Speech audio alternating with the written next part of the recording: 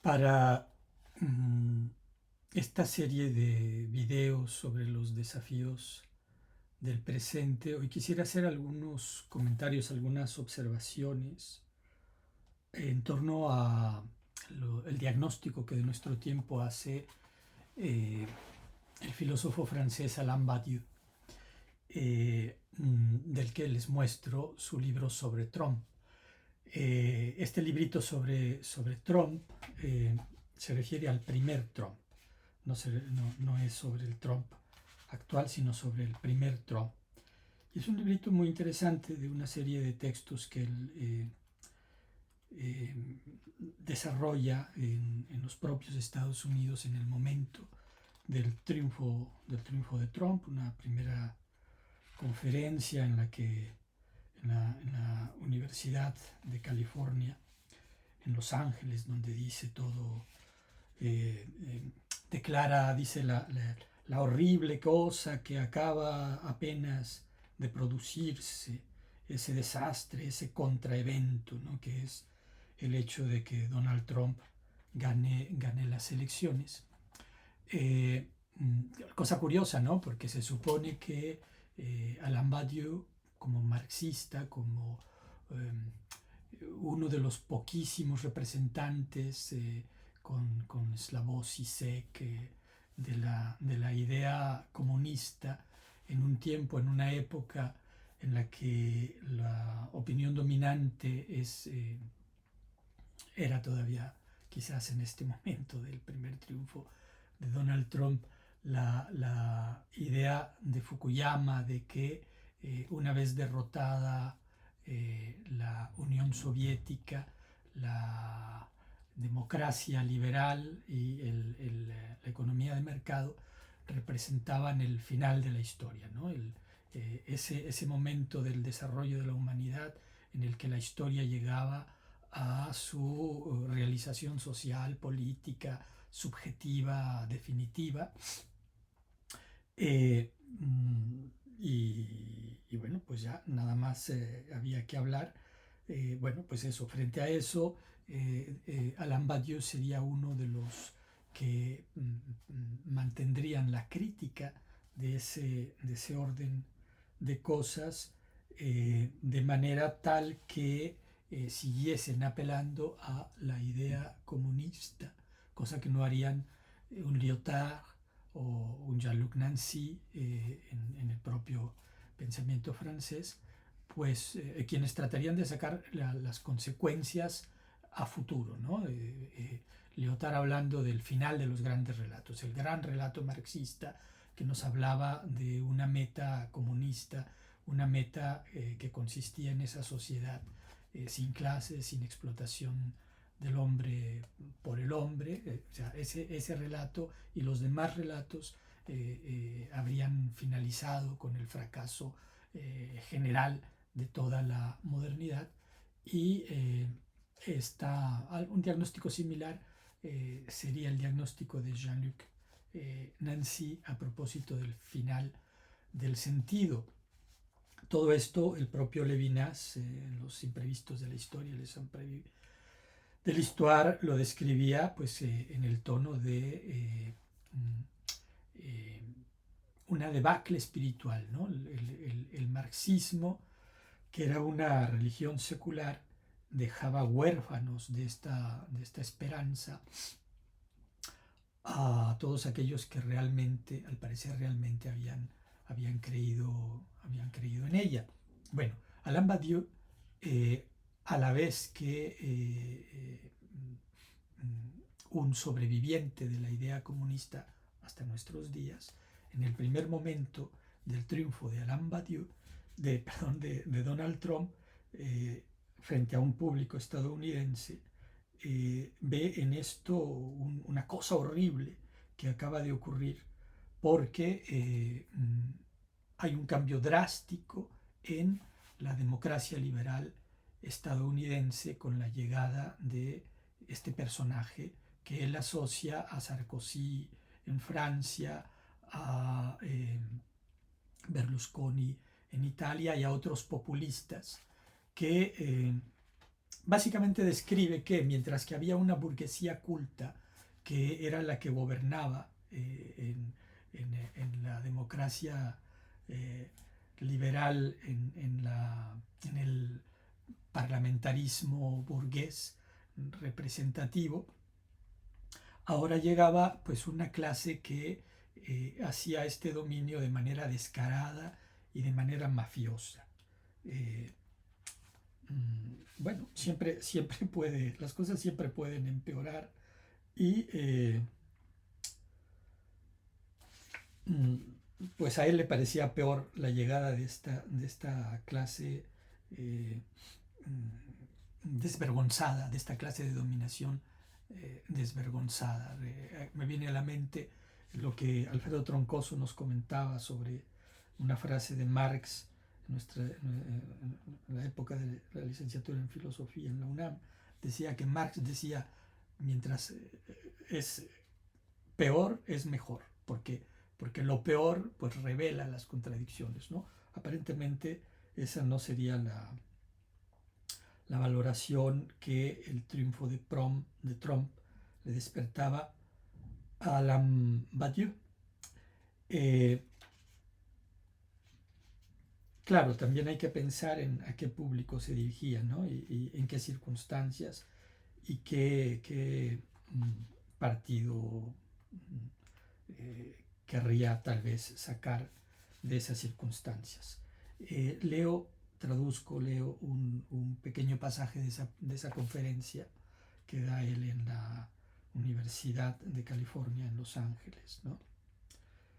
Eh, mm, Acaba de exponer cómo la situación ideológica mundial es esta precisamente de un capitalismo a la Fukuyama, un capitalismo que, en fin, Fukuyama es una especie de índice de algo mucho más amplio, ¿no?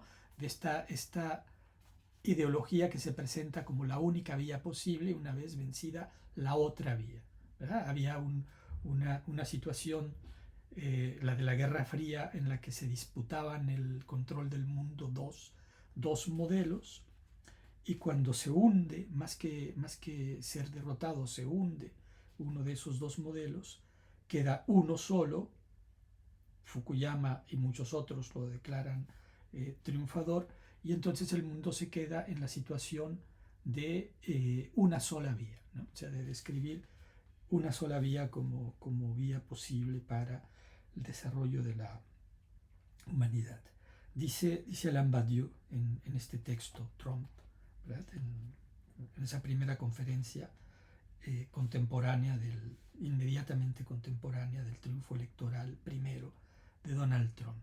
Dice: yo pienso que el día de hoy toda decisión política al nivel del Estado depende de lo que yo llamaría un monstruo, el monstruo capitalista con sus desigualdades, sus crisis y sus guerras. No es verdad que un gobierno pueda ser el día de hoy una entidad autónoma. Esta línea la subrayo porque me parece no estoy retomando los trabajos de Alain Badiou que como describe Roger Scruton en este libro, Pensadores de la Nueva Izquierda. Yo coincido con él en buena medida en que muchas veces es un pensador verdaderamente disparatado. No lo recuerdo ahora exactamente, pero seguro que estaría entre los citados por Sokal, ¿no? En el Affaire Sokal, ¿no? Es un pensador, Alain Badiou, que mezcla su formación en matemáticas con Lacan, con Heidegger, con su anti-heideggerianismo, en fin, es una cosa que de repente es bastante loca, ¿no? Bastante excéntrica. Sin embargo, no deja de ser un pensador al mismo tiempo valiente, inteligente, que es capaz de hacer observaciones útiles, ¿no? Eso es lo que me interesa. Además es alguien bien situado. O sea, no es lo mismo, y uno no debe conformarse con ello, ¿no? De las observaciones que podemos hacer desde el Arrabal, o sea, desde la filosofía del Arrabal. ¿Qué es la filosofía del Arrabal? La filosofía del Arrabal es pensar en serio, pensar rigurosamente desde los márgenes, sea los márgenes, eh, países marginales como México o como ahora mismo la propia España, la propia Francia, Europa en general, ¿no? Que ahora mismo se está revelando un margen bastante menospreciado del imperio capitalista, del imperio anglosajón. No es lo mismo pensar desde los márgenes, hay que pensar rigurosamente desde los márgenes, pero desde los márgenes nosotros solo alcanzamos a ver la punta del poder, o sea, el golpe, recibimos el golpe, ¿no? Y no sabemos pues todos los pasos, no sabemos los secretos, la opacidad del poder, y eso tiene distintos niveles. Evidentemente hay un nivel al que nunca tendremos acceso, pero hay otros a los que sí podemos tener acceso, ¿no? Y entonces, bueno, hacer determinada lectura de los eventos, de los acontecimientos, eso es muy importante.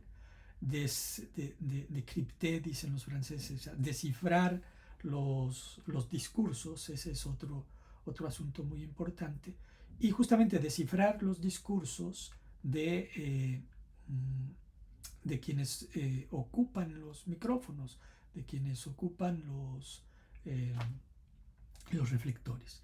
Y Alain Badiou es uno de ellos, uno de los que actualmente ocupan esos reflectores, y uno que piensa desde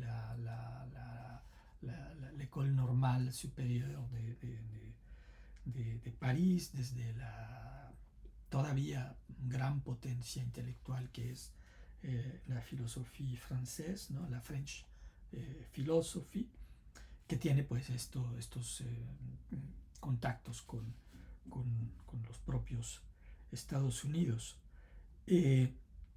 Y entonces me parece importante que desde su punto de observación él sea capaz de decir que no es verdad que un gobierno pueda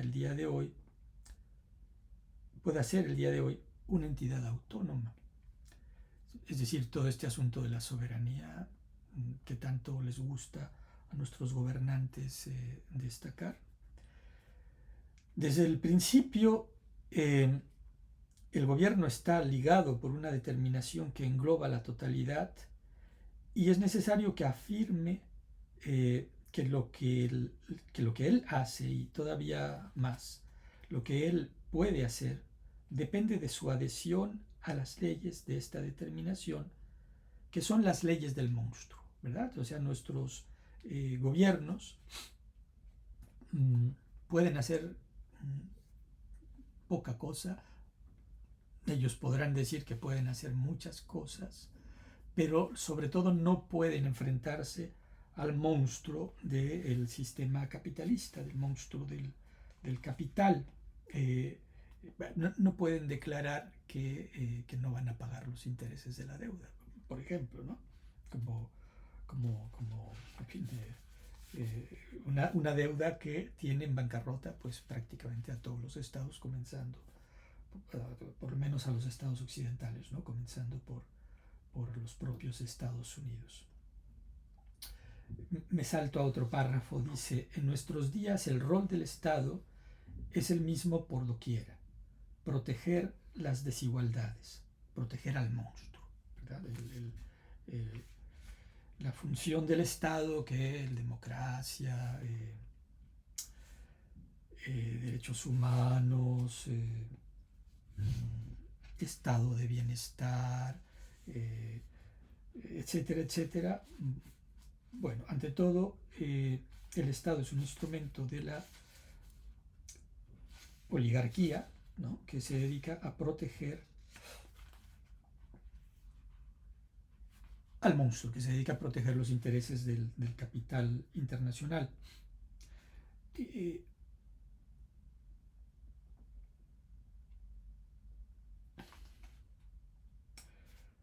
Me salto a unos puntos que describe, en los que describe mm, en los que desarrolla su diagnóstico al final de esa conferencia. Se los leo de manera muy rápida, ¿no? Primer punto, en primer lugar tenemos la brutalidad sin límites, la violencia ciega del capitalismo. El día de hoy que se dedica al culto del éxito logrado sobre la espalda de los otros, ¿no? Mediante la explotación. Enseguida asistimos, dice, a la descomposición de la oligarquía política clásica, al fin de la existencia de una clase dominante cultivada y a la aparición de lo que yo he llamado fascismo democrático. Precisamente, ¿no? Lo que decía yo eh, al principio. En el triunfo de estos personajes cínicos, ¿no? A la Sarkozy, a la Trump, a la Berlusconi,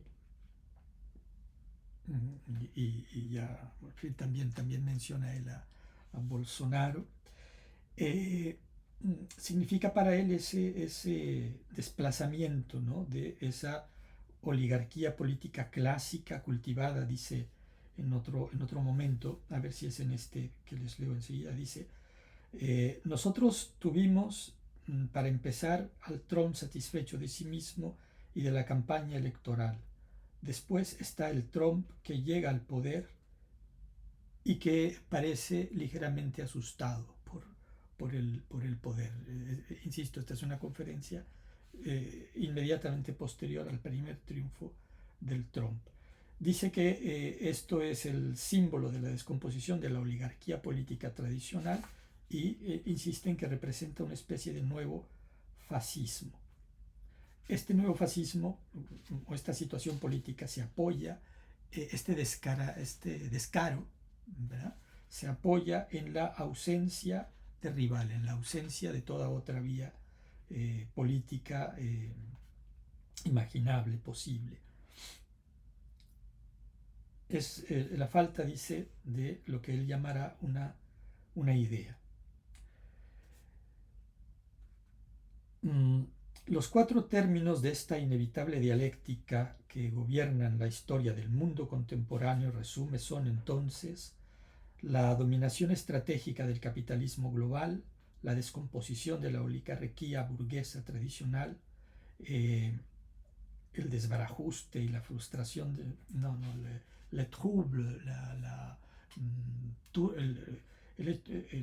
la turbación y la frustración de los pueblos, la falta de otra orientación, la falta de una orientación. Eso de la falta de orientación es interesante. En realidad yo quería ahora pasar rápidamente de este primer librito y llegar al más reciente, Remarque sur la desorientación du monde, mal encuadernado y toda la cosa, ¿no? ¿Verdad? Se trata de una falta de orientación. El diagnóstico decisivo que ofrece Alain Badiou de nuestro tiempo es la falta de orientación. Y la debilidad, dice, de la hipótesis comunista, que es incapaz entonces de dar una orientación. Y puesto que falta la orientación comunista, y esto lo conecto con les imprévus de l'histoire de Levinas y con el hecho de constituir para el propio Badiou también el comunismo una especie de religión, ¿no?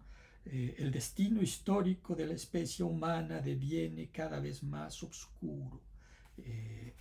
Claro, porque maldito aquel que confía en el hombre, ¿no? Porque la esperanza autonómica, ¿no? De la autonomía moderna de estos autores es una esperanza de el barón de Münchhausen, ¿no? Que se va a redimir él mismo mediante la revolución comunista, ¿no?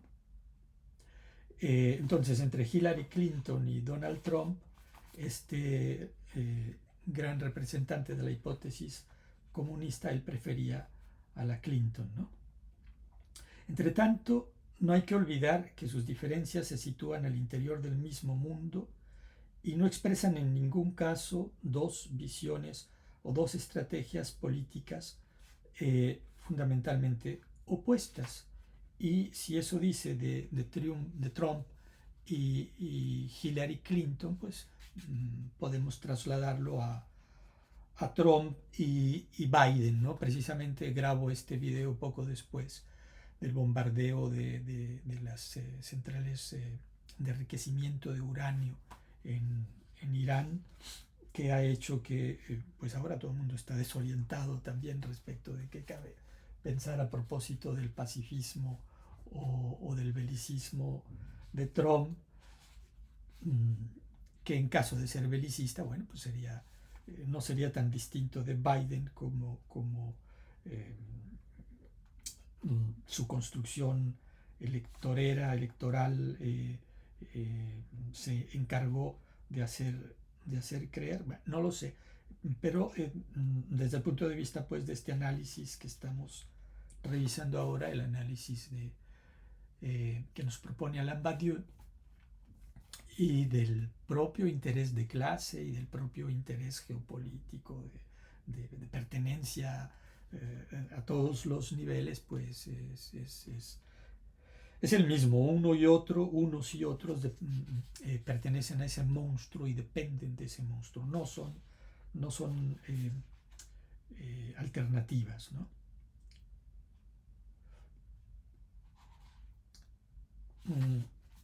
Déjeme ver si hay otro pasaje interesante en este libro, que estoy deteniéndome demasiado en él, tengo que saltar.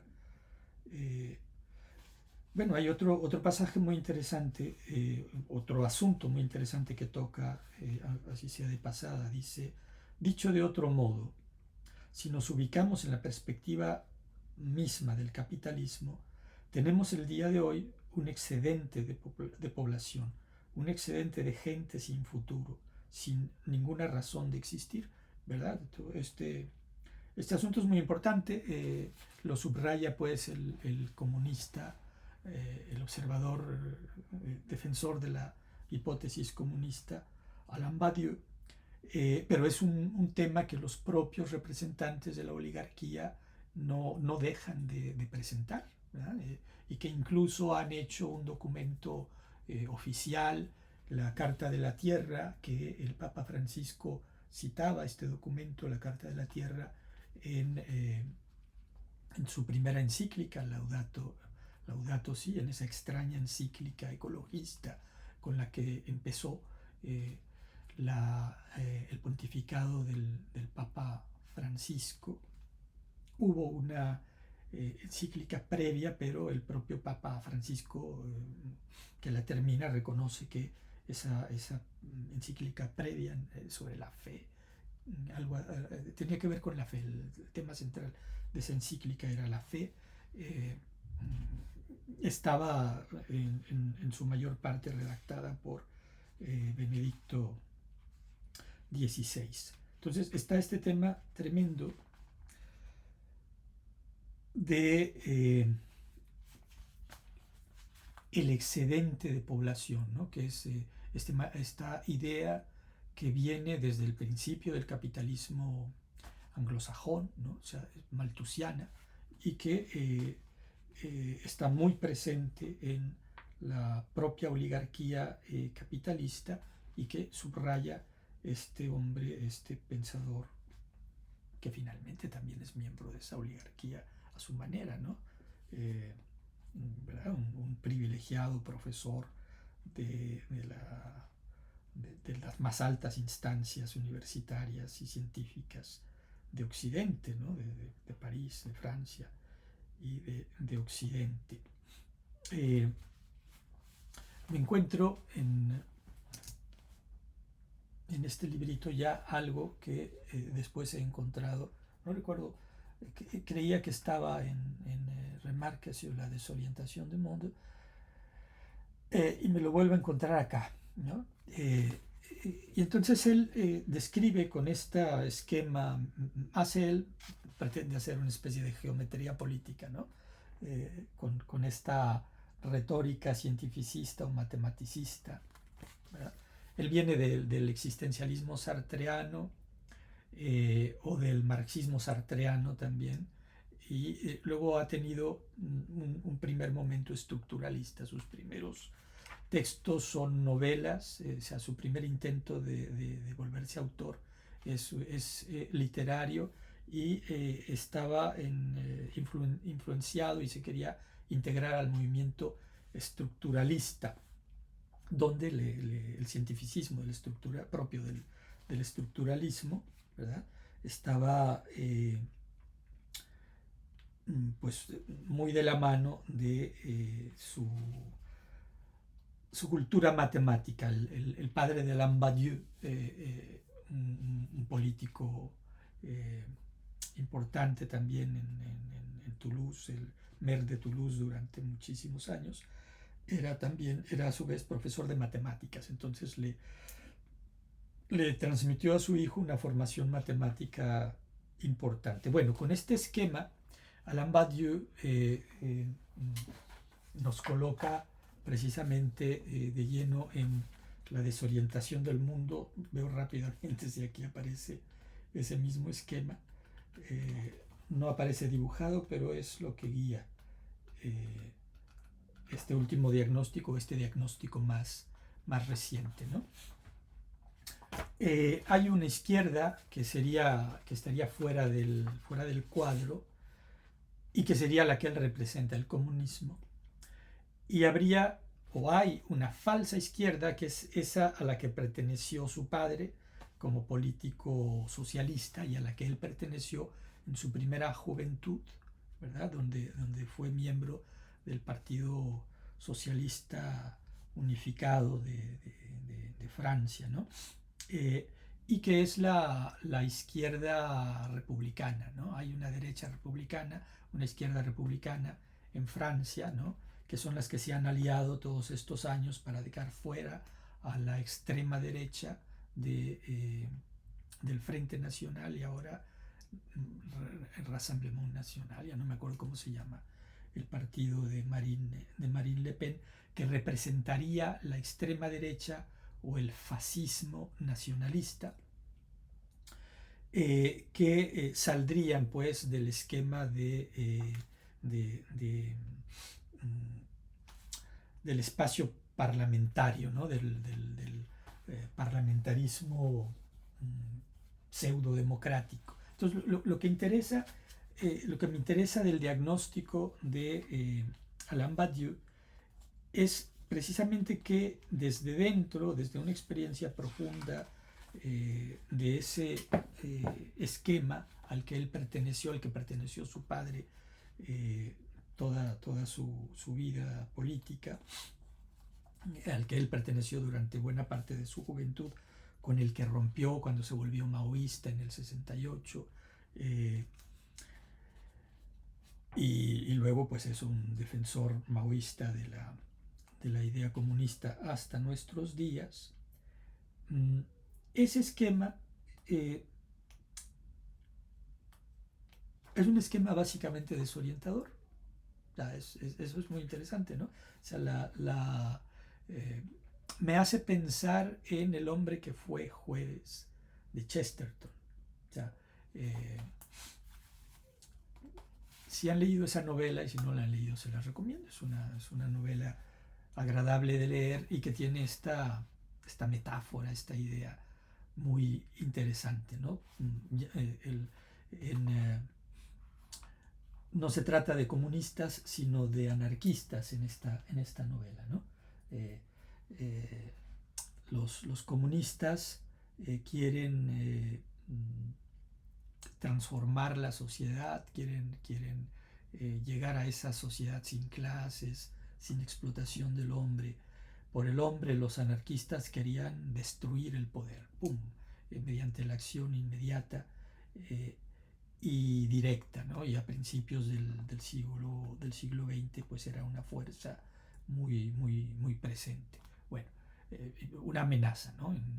En España pues hay atentados tremendos hechos eh, por los anarquistas en Barcelona, en Madrid, sobre los que me detengo en Unamuno, el energúmeno español, ¿no? Y en el caso Ferrer, que se comenta allí.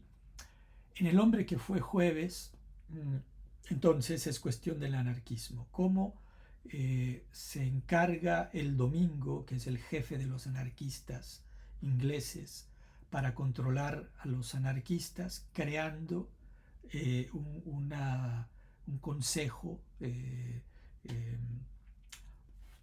secreto de los anarquistas, alguien que está en contra de los anarquistas, que pues reuniéndolos, organizándolos y liderándolos, volviéndose su líder, está en las mejores condiciones posibles para evitar que prosperen y que hagan daño.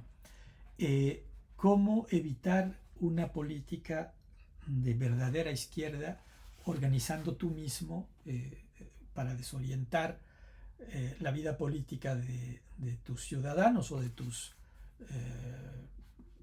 sometidos, de tus explotados, ¿no?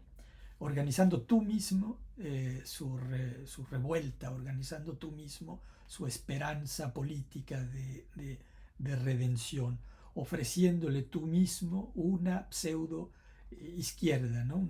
Una izquierda parlamentaria, democrática, de alternancia con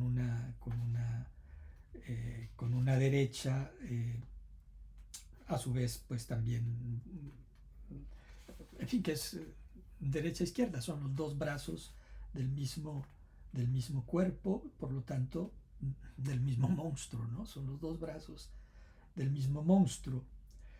Parecería, sigo todavía en el primer libro, en Trump, parecería que el día de hoy el sistema democrático por doquiera en el mundo y no solamente en los Estados Unidos, esté pasando de una posición a dos términos, dos grandes partidos con su alternancia, a una disposición a cuatro términos: la extrema derecha, la derecha clásica, la izquierda clásica y la extrema izquierda. Eso deviene, dice, una crisis de la política. El síntoma fundamental de la crisis es el día de hoy la incapacidad de los dos grandes partidos a mantenerse en la mezcla de contradicción y de colaboración que preserva la unidad del Estado. Es decir, que el esquema que liberal, digamos, tradicional, que funcionó, izquierda-derecha, falsa izquierda, que hace el trabajo de engañar al pueblo, ¿no? Diría Juan Manuel de Prada, ¿no? Con conquistas societales. Bueno, no solo Juan Manuel de Prada, pues engañar al pueblo ofreciéndole cada vez más libertades de bragueta, dice Juan Manuel de Prada, en vez de libertades económicas. ¿Verdad? Esa izquierda falsa haría ese trabajo en colaboración con una derecha que se encargaría de la macroeconomía, ¿no? Y estarían haciendo el trabajo del monstruo, el trabajo del capital.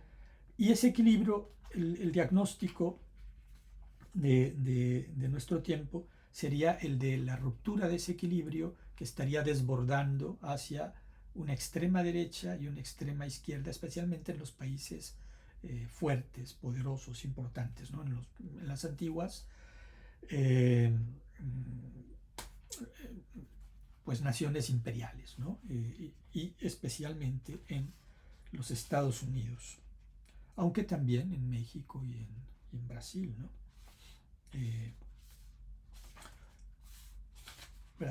En México tendríamos un populismo de izquierda, una especie de extrema izquierda con Morena, y en Brasil tendrían una extrema derecha con Bolsonaro, si nos tenemos al momento de este diagnóstico que levantaba Dieu. Bueno,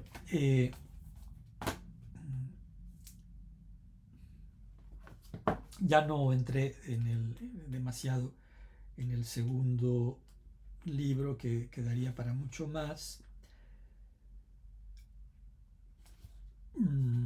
Le dedicaré otro video, porque ya se me ha ido mucho tiempo en este primer video.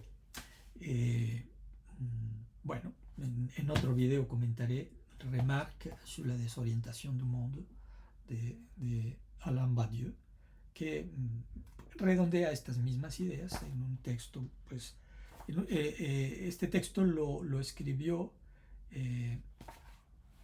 junto con su autobiografía, que acá la tenemos, Memoire d'Outre Politique, también una autobiografía, la primera parte de su autobiografía, que va del 37 al 85, los escribió durante la pandemia. Ahora, lo interesante, sí, en el 2022 escribió estas remarcas. Bueno,